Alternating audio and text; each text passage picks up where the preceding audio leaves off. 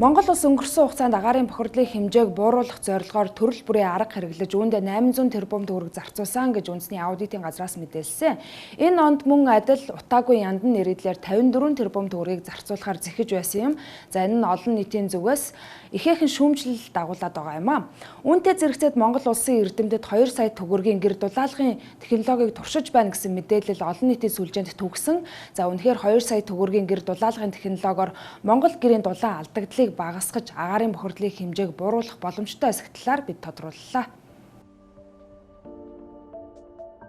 Энэ хэрэглээний шинжилгээ инженерийн сургуулийн сэргээх тэрчимчний лабораторийн баг Sakura Property компанитай хамтраад гамданд одоо гэрийг Монгол гэрийг хямд төсвөр аргаар хэрхэн яаж дулаалах боломж байна вэ? Тэр туршилт орлогыг бол хийж байгаа. Тэгээд тэр 2 сая төгрөг гэдэг нь бол яг бид нэр ингээд дулаалаад явахлаа бодит байдал дээр гарсан зардал нь тийм зардал болсон л доо.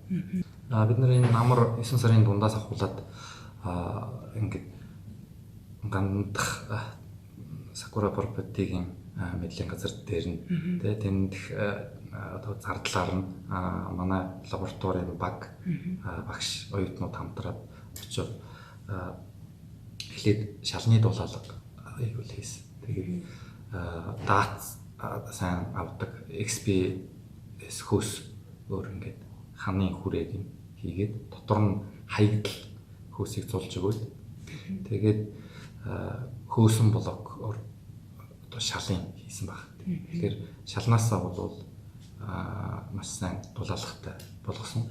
Тэгээд мэдээж Монгол уламжлалт одоо Монгол гэр бол одоо Монгол хүний одоо identity амин зүйл шүү дээ. Тийм учраас Монгол гэрээ юу гэдэг нь тэр хүмүүс жоохон аюулгүй харагдсан байж магадгүй барьж их процессын үеийнхэн зургийг харчаад энэ аюулгүй харагдлаа энэ төр гэдэг явах шиг болсон.